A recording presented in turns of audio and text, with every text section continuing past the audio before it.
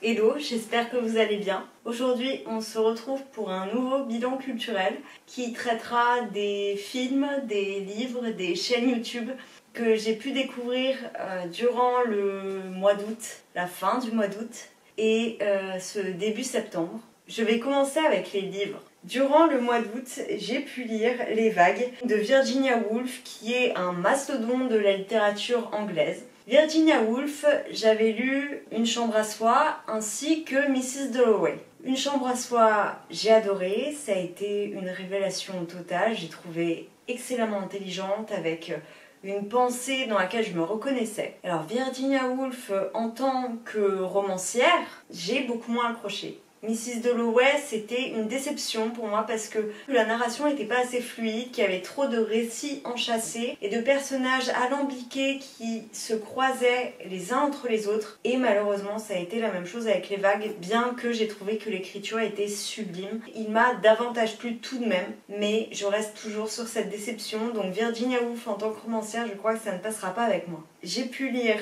Comment font les gens de Olivia de Lamberthery. Vous la connaissez peut-être, parce qu'elle est à la fois chroniqueuse sur Télématin et également dans Le Masque et la Plume sur France Inter. Et c'est une journaliste donc, mais également une romancière. C'est son deuxième ouvrage et son premier ouvrage de fiction.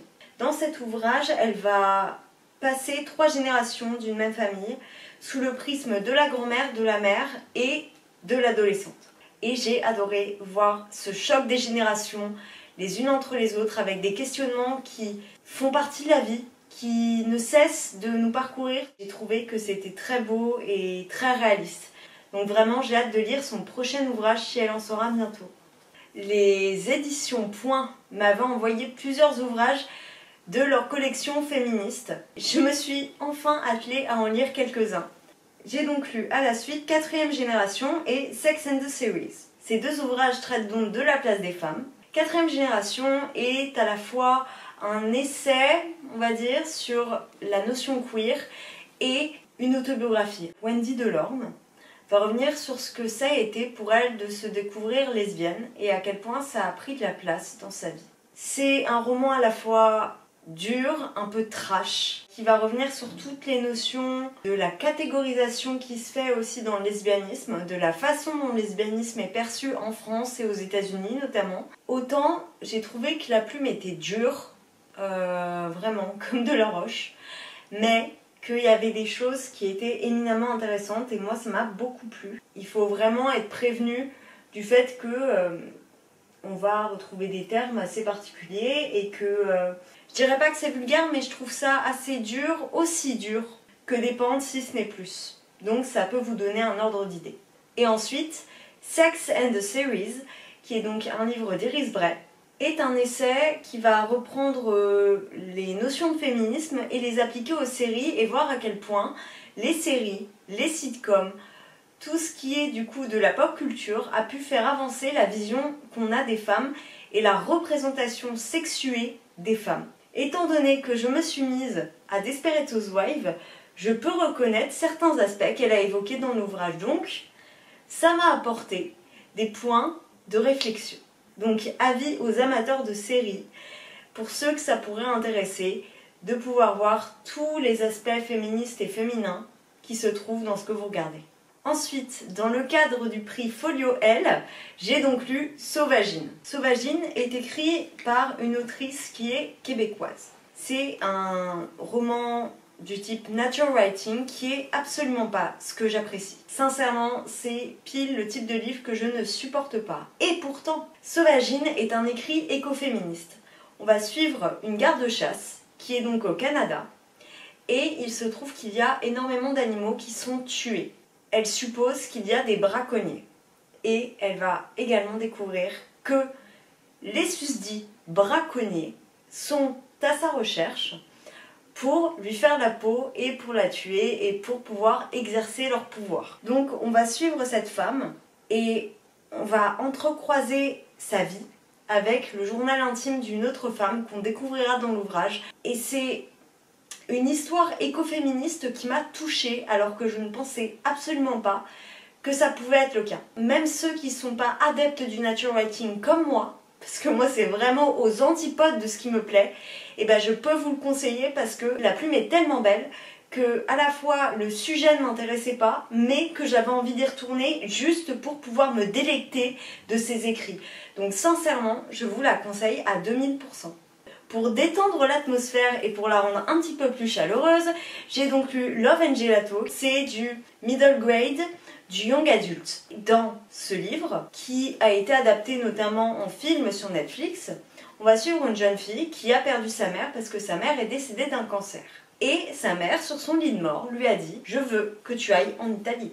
Parce que ton tuteur, maintenant, qui serait apparemment son père, vit en Italie et est italien. » Donc elle se rend en Italie, elle n'a absolument pas envie de quitter son Amérique natale, elle se rend là-bas pendant l'été et elle va faire énormément de rencontres. Enfin, c'est le cliché même du roman pour adolescents, amoureux, sentimental, bref, en tout cas, c'était mignon, ça m'a fait du bien. Je pense que je pourrais mettre Love and Gelato en parallèle de À tous les garçons que j'ai aimés. C'est vraiment la même vibes, donc si vous aimez bien ce type de roman, je vous le conseille. Ensuite, Point m'a fait parvenir un ouvrage de sa rentrée littéraire, qui est donc l'adaptation en français du livre de Sally Rooney, qui n'est autre que Où es-tu, monde admirable. Et dans ce livre, on va retrouver une histoire assez similaire avec Conversation with Friends, que j'avais déjà lu. Et on va suivre 4 protagonistes, l'héroïne principale, son meilleur ami et sa meilleure amie d'université. Et ces 3 protagonistes-là vont faire également la rencontre d'un 4e qui n'est autre que Félix.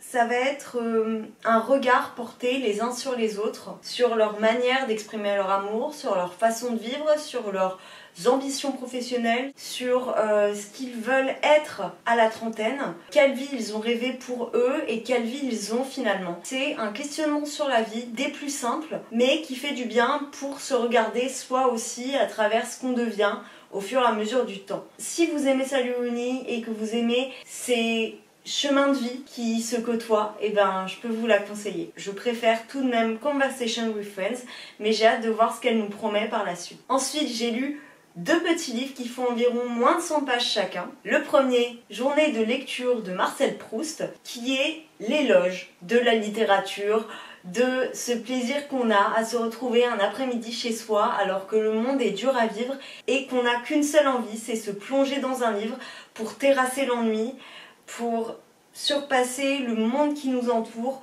pour s'extraire de sa famille, ne serait-ce qu'un instant. Et vraiment, j'ai adoré lire Proust de cette manière et ça m'a donné envie de me replonger dans la recherche. Donc peut-être que je me lancerai bientôt à nouveau.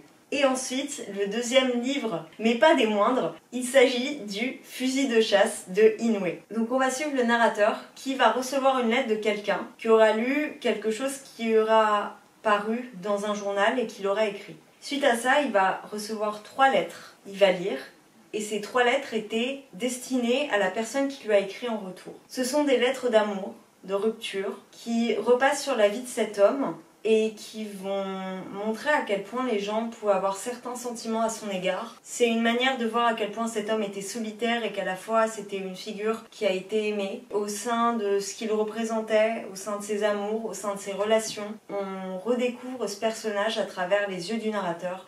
Vraiment, j'ai adoré. Et ce livre a beau être court, il m'a énormément plu. Et un autre roman asiatique, il s'agit du 2e tome de Hanku 84 dont j'ai parlé dans mon dernier vlog. Je vais pas en dire grand chose de plus si ce n'est que ce livre est génial pour ces mondes enchâssés les uns dans les autres, ces récits enchâssés les uns dans les autres, ces personnages que j'ai adorés. Petit trigger, petit warning pour celles et ceux qui ne le sauraient pas. Murakami est quelqu'un de très sexiste, qui est très porté sur la chose et il y a énormément de scènes de sexe dans ses ouvrages et très sexiste au demeurant. Néanmoins, ça n'enlève pas la beauté de son histoire, à quel point son histoire m'a emporté dans ce que j'avais déjà aimé dans le premier tome. Donc vraiment, j'ai hâte de lire le 3e et je vous encourage à le faire aussi. Ensuite, je vous parle brièvement de la série que j'ai découverte, mais je vous l'ai déjà mentionné. Il s'agit de Desperate Housewives. Je n'ai jamais réussi à regarder les épisodes auparavant. Dans un moment de grand ennui, je me suis dit, réessaie ne serait-ce qu'une fois et je suis désormais à la saison 5 et je ne peux plus m'arrêter. Vraiment, j'ai été emportée par le flot Desperate Housewives. Ensuite, j'ai vu L'amour c'est mieux que la vie, que j'ai adoré. Je suis pas une adepte de Lelouch, je suis pas fan du personnage, mais alors ce film-là, c'est l'histoire de deux amis qui décident de payer quelqu'un pour faire vivre à leur meilleur ami qui va bientôt mourir sa dernière histoire d'amour. C'est à la fois drôle, c'est à la fois touchant, c'est à la fois sentimental, ça nous rend très empathiques. Il y a des petites pointes d'humour un petit peu partout et c'est ce qui m'a plu. Vraiment, je vous encourage à le voir parce qu'il fait vraiment du bien ce film-là. J'ai vu Divertimiento qui est donc l'histoire de deux jeunes femmes qui intègrent un lycée qui fait option musique. C'est comment trouver sa place en tant que femme au sein de cette élite parisienne et musicienne aussi. Ça a fait appel à beaucoup de choses que je connais parce que j'ai fait de la musique pendant longtemps quand même. C'est un film qui m'a quand même plu. Après, je trouve pas que ça soit du grand cinéma, mais si ça vous intéresse comme sujet, je peux vous encourager à le voir. J'ai vu un film avec Léa Drucker qui est donc Le Monde d'hier, qui parle de politique, puisqu'on suit Léa Drucker qui incarne la présidente de la France qui se trouve être malade, proche de la mort également. Des films très joyeux en demeurant. Il y a un conflit avec la Russie. Il y a une affaire qui risque de tourner pour les prochaines élections. Cela risque d'amener le Front National au pouvoir. Il y a donc tout un enjeu de ne pas révéler un secret du parti de Léa Drucker, que ça soit au niveau de sa maladie ou d'une affaire de justice. Et on va suivre cette histoire-là. C'est un film qui est très court, mais qui n'en est pas moins intéressant. C'est un film que je voulais voir depuis très longtemps tout de même, et j'ai été assez satisfaite de mon visionnage. Contrairement à d'autres, notamment pour la France, je m'attendais à autre chose. C'est donc ce film qui retrace l'histoire d'un étudiant de Saint-Cyr, l'école militaire donc. Cet étudiant a été tué pendant un bizutage. Donc c'est une histoire vraie. L'enjeu aussi, c'est que c'était un garçon qui était arabe et donc peu accepté par ses autres camarades. J'ai pas du tout aimé le montage du film, tout simplement parce que va y avoir à la fois du flashback et une situation initiale dans laquelle on plonge au début du film, qui est donc le moment où le garçon est mort. Par le prisme de son frère, on va revenir en arrière quand il s'était vu avant que ce garçon fasse Saint-Cyr. Et j'ai pas du tout aimé l'enchâssement des deux les uns entre les autres. C'est un film qui m'a un peu déçue. Et enfin, j'ai vu un autre film dont je vais vous parler, j'en ai vu d'autres mais je vous parle que de ceux dont j'ai vraiment envie de vous témoigner mon intérêt. Il s'agit donc de The Son, c'est la suite du film The Father avec Anthony Hopkins. Dans The Son, on va suivre Hugh Jackman qui est donc le personnage principal, qui est donc le fils d'Anthony Hopkins dans la trilogie des films-là. On va le suivre dans sa relation avec son fils. Hugh Jackman est donc séparé de sa femme avec qui il a eu 7 enfants et son fils est suicidaire. Il se scarifie, c'est la relation qu'ils vont entretenir l'un avec l'autre, la difficulté qu'il va avoir à créer des liens avec son fils, à les conserver, ce que c'est aussi d'avoir un enfant qui est atteint de troubles mentaux comme ceci. C'est un film qui prend aux tripes. Peut-être que j'étais à fleur de peau quand j'ai regardé, mais en tout cas c'est un film qui m'a beaucoup touchée et je vous encourage à le voir, notamment si vous avez déjà vu The Father, qui était déjà assez dur à regarder, je trouve, émotionnellement parlant. Et ensuite, un film d'époque, le dernier dont je vous parle vraiment, il s'agit des Liaisons dangereuses, qui est donc l'adaptation de Laclos dans les années 70 avec Jeanne Moreau. Et Jeanne Moreau, c'est une actrice que je trouve brillante. Je trouve que c'est l'une des meilleures actrices que le cinéma français ait eu. Et donc la marquise de Merteuil est vraiment vicieuse, comme dans le roman, mais c'est replacé dans une époque qui fait que c'est tellement burlesque. Je saurais même pas comment dire, ça a le charme de l'ancien tout en le replaçant dans le contexte où ça a été filmé. Ça se passe dans une station de ski. Je raconte très mal, ça ne décrit absolument pas le film ce que je raconte, mais quand on connaît l'histoire, je trouve que c'est intéressant et c'est drôle de voir les liaisons dangereuses adaptées de cette manière. Et pour avoir vu des adaptations des Légions dangereuses, notamment celles états-uniennes, et ben je trouve que celle-là est vraiment brillante et je vous encourage à la voir parce que c'est vraiment pas la plus connue et pourtant c'est peut-être la meilleure. Pour terminer ce bilan culturel, je vous parle des chaînes YouTube que j'ai découvertes et que j'ai redécouvertes. Il y a donc Lucette dont je vous ai parlé dans le vlog dernier. Son lien de chaîne YouTube est donc dans le vlog, mais je le remettrai en barre d'infos. C'est une fille qui parle de littérature, qui parle de sa vie, qui fait des vlogs. C'est une Belge, si je ne m'abuse. Je trouve que cette fille, elle émane de gentillesse. Je trouve qu'elle est simple, mais dans le bon sens du terme. Vraiment, elle se prend pas la tête. Et elle est humaine et ça se voit. Et elle transparaît de bonté, cette fille. À chaque fois que je vous parle de youtubeuse, je vous dis ça, mais c'est vrai, en fait, je ne peux pas regarder des gens qui ne donnent pas envie de les connaître et de me dire que ce sont des gens qui sont appréciables dans la vie de tous les jours.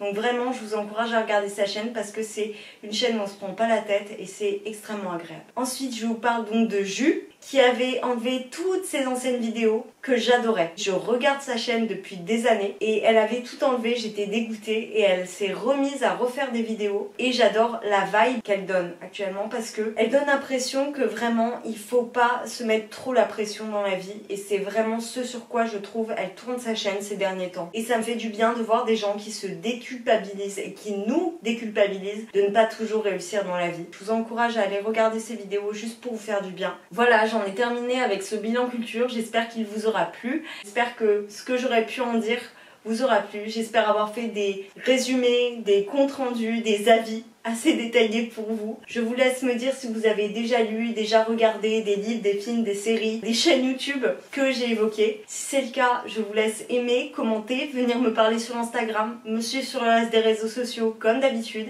Et nous, on se retrouve dans la prochaine vidéo. Sur ce, ciao.